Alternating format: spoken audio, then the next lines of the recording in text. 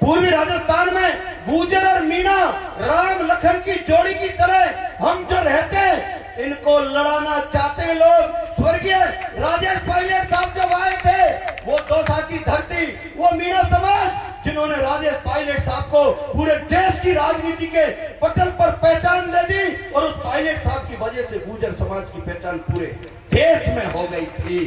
वो थे मीणा समाज। मेरे भाइयों, लड़ाना चाहते हैं लोग, इन भाइयों को लड़ाना चाहते हैं लोग। छोटी छोटी चीजों पर अपनी राजनीतिक रोटियों को सेकने के लिए पाटना के बांध पर क्या पानी की लड़ाई थी? अरे दोनों भाई बैठ के उसको सुलटा लेते। लेकिन मैं तुमसे कहना चाहता हूं, वो सचिन पायलट जिसके हम सपने देख रहे हैं कि कहीं मुख्यमंत्री बन जाए, उसकी हत्या करने का काम उन भाजपा के हत्यारे लोगों ने किया जो गुर्जर मीणाओं को लड़ाने का काम कर रहे थे। मेरे भाइयों, हर व्यक्ति को किसी न किसी जाति धर्म में जन्म लेना ही पड़ेगा, ये हमारे हाथ में नहीं है।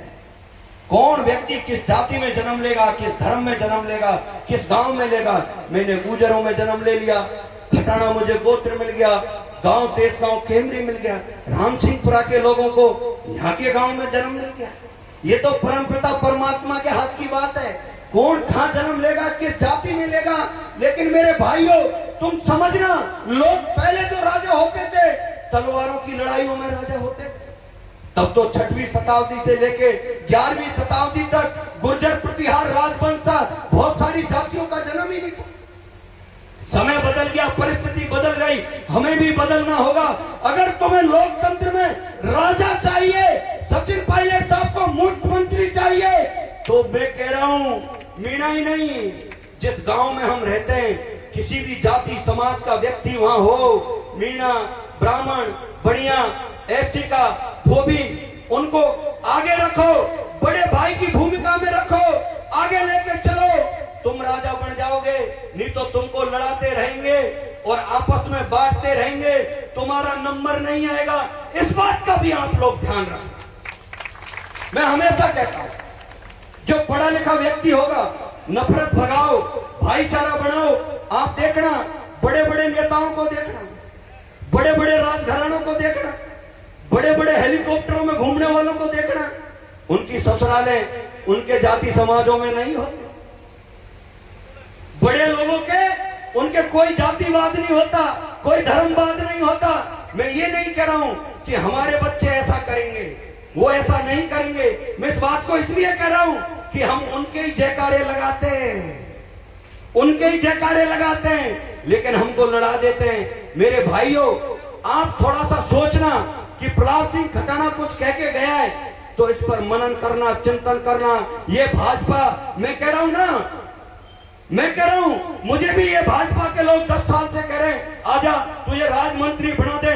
मैंने कह दिया, इस हत्यारी सरकार जिसने गुर्जरों को 72 गुर्जर 75 को गोलियों से खून दिया था, प्रहलाद खटाना का डीएनए नहीं कहता कि इन हत्यारों के बगल में जाकर के मैं बैठ जाऊं, ये मेरा खून इजाजत नहीं देता। मैं आप लोगों से कहना चाहता हूं, ये लोग चाहते क्या है? लगातार आए दिन पूर्वी राजस्थान में पता है, दोनों भाई मिल गए, राज बदल देंगे, लड़ा दो गुर्जर मीणाओं को। बताओ, जगन गुर्जर को अजमेर की जेल में मरवा दिया साहब। और मैं कह रहा हूं, आदरणीय मुख्यमंत्री भजन लाल जी, आप इस हत्या में शामिल हो, करो प्रहलाद सिंह खटाना को गिरफ्तार। तेरी औकात को पता चल जाएगा इस पुलिस प्रशासन की का कि किस तरीके से तुम जेलों में डालते हो। करते क्यों नहीं हो आप लोग? करो ना, मुझे गिरफ्तार करो। नहीं कर सकते क्योंकि ये शामिल है, हत्या में इनके नेता शामिल है, प्रशासन के लोग शामिल हैं। मेरे भाइयों, इस चाल को समझना पड़ेगा। मैं पूछ रहा हूं, नरेश मीणा का क्या दोष है जो आपने उसको जेल में डाल दिया?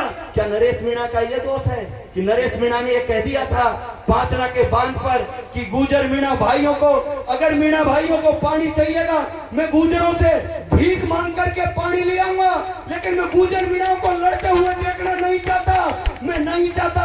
अगर तुम लोगों को भजन लाल मुख्यमंत्री से लड़ना है, नरेश मीणा सबसे आगे खड़ा होगा। गुर्जरों तैयार रहना। कल समरावता में मैं कह करके आया हूं, अब जब नरेश मीणा के लिए आंदोलन की अगर जरूरत पड़ेगी तो गुर्जर मीणा आगे खड़ा मिलेगा। ये मैं भी कह के उससे जा रहा हूं। आप लोग तैयार रहना। समझो राजनीति को, समय बदल रहा है, कुछ समय थोड़ा सा घटा है, मुश्किल से 2 साल बाकी हैं। भाजपा की जवानी तो गई, बुढ़ापा आने वाला है। राज बदलेगा, तुम्हारा राज आएगा। तुम कहोगे वहां स्कूल बनेंगे, फैक्ट्री बनेंगे, तुम्हारी कलम चलेगी। किसी की बातों में मत आ जाना। हमारा ये भाईचारा खत्म मत कर देना। और मैं तो कहता हूं, कोई मुख्यमंत्री बने नहीं बने, नेता बने नहीं बने, तो हमारे क्या फर्क पड़ता है? कौन सा मुख्यमंत्री इस मंच पे आके काम कर रहा है? एक मीणा भाई भगवान देवनारायण की कथा गा रहा है, तो मीणा सरपंच साहब हमारी शोभा बढ़ाने से बड़ी बात हो जा सकती है। सोचना, मैं ये कह रहा हूं क्योंकि 2 समुदाय बड़े हैं हमारे। इसके साथ साथ हमारे आसपास रहने वाले किसी भी जाति धर्म का व्यक्ति हो, उनको साथ रखो, साथ रहो। मैं ये नहीं कह रहा कि हमारे समाज की मर्यादाओं को भूल जाओ, समाज की मर्यादाओं को रखो। हमें गर्व होना चाहिए कि मैं किस समाज में पैदा हुआ हूं, किस गांव में पैदा हुआ हूं, किस परिवार में पैदा हुआ हूं। लेकिन इसका मतलब ये नहीं होता कि हम किसी दूसरे के बाप से, दूसरे परिवार से, किसी जाति समाज से नफरत पैदा करें। भाइयों, मेरा मिशन तो एक ही है, जीवन में कुछ बने या नहीं बने, लेकिन हम नफरत के खिलाफ हैं, साजिश के खिलाफ हैं। भाजपा पार्टी ने तो टेंडर दे दिया, नेताओं को पैसे पहुंचा दिए और 2028 के लिए ये तय संविधान लिख दिया भाजपा के लोगों ने कि गुर्जर मीणाओं को लड़ाओ और चाहे बंदूक चलवाओ, तोपे चलवाओ, मरवा दो कैसे भी करके, जिससे 2028 में ये चुनाव समीकरण बदल जाए, भाजपा जीत जाए। तय कर लेना, अगर तुम लोग लड़े तो तुम लोगों को कभी इतिहास माफ नहीं करेगा।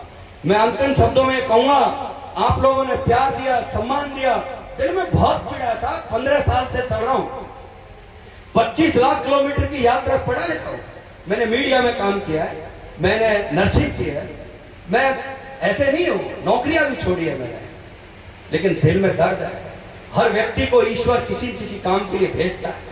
मैं इसलिए कह रहा हूं, हम तो साहब कुछ बने या नहीं बने, कोई फर्क नहीं पड़ता, लेकिन इस बात को हमेशा याद रखेगा कि कोई प्रहलाद सिंह खटाना था जो समाजों को लड़ने से रोक रहा था, और एक तरफ कुछ नफरत भरे लोग थे जो समाजों को लड़ा रहे थे, सरकारों से पैसा ले लेकर के कह रहे थे अगर सरकार, मेरा आरोप गलत है, डाल दो मुझे जेल में। खुली चुनौती है मुख्यमंत्री भजनलाल जी के लिए, आओ तो सही, कोई नहीं आ सकता।